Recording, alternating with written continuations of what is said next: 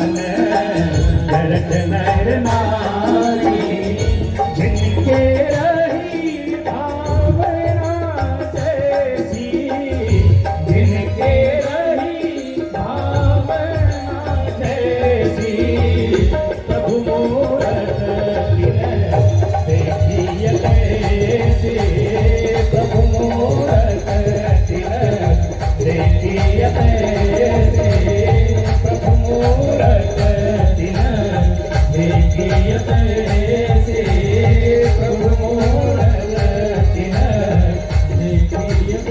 के प्रतिज्ञा को जान कर गया है।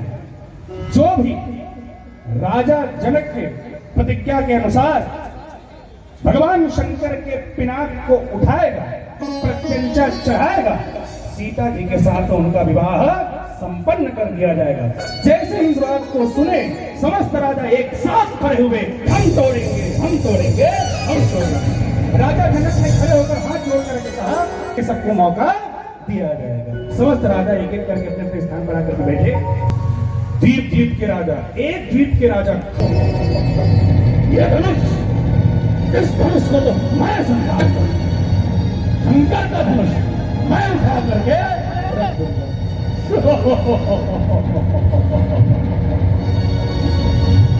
अभिमान के साथ में धनुष के पास पहुंचे, हाथ लगाए, उठाना भरपूर प्रयास किए। प्रयास करना तो दूर, अपना धरती पर गिर जाते हैं। राजा हंसना प्रारंभ कर दिया। अब तो अपमान हो गया राजा का, नतमस्तक होकर आकर चुपचाप बैठ गए।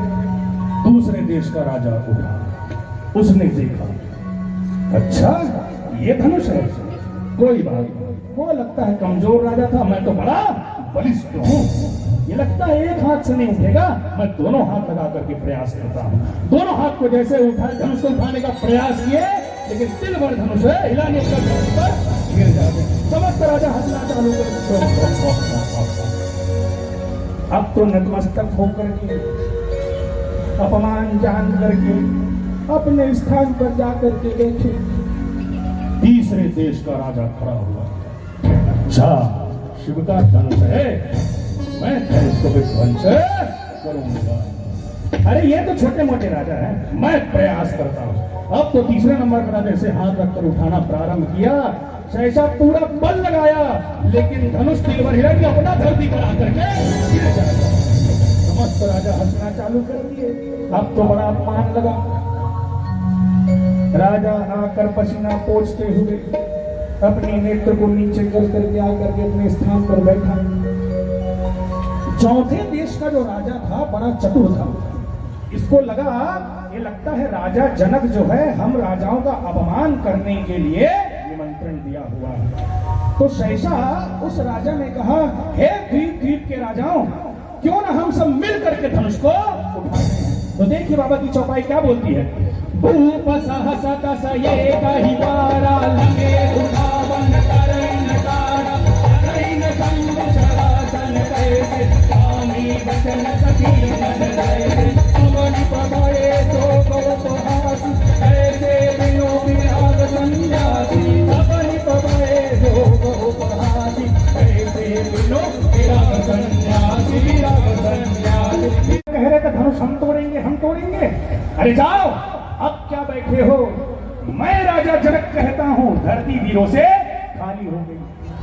अब क्या बैठे हो, अगर कहीं मैं जानता कि धरती वीरों से खाली हो गई तो मैं ऐसी प्रतिज्ञा कदापि नहीं करता। लेकिन अब निज निज गृह जाओ, अपने अपने घर चले जाओ। अब ये बात राजा जनक बोले एक, लेकिन सुनाई पड़ रहा है दो लोगों को। किनको? एक तो मेरे राम जी को लग रहा है कि भगवान के होते हुए भक्त को कितनी करुणा में जाना पड़ रहा है, लेकिन लक्ष्मण भैया को बड़ा क्रोध आ रहा है। लक्ष्मण भैया क्रोध में आकर के विचार करते हैं, अभी भैया बैठे हैं मैं बैठा हूं। सहसा लक्ष्मण भैया आगे आए और बोले, हे जनक अपनी वाणी को संभाल। कही जनक जसी अनुचित वाणी, कही जनक जसी अनुचित वाणी, विद्यमान रघुकुल मन जानी, विद्यमान रघुकुल मन जानी। प्रणाम किया। लक्ष्मण भैया को आदेश हुआ, कमांड धरती को संभाल कर रखियो। क्यों? अगर कहीं मैं धनुष को उठाऊं तो पूरी धरती न उड़ जाए। भगवान का आदेश प्राप्त करके लक्ष्मण भैया पैर पटक करके धरती को संभाल करके मणिमन गुरु जी को चकाचौंध हुई, कोई देख नहीं पाया हुआ क्या।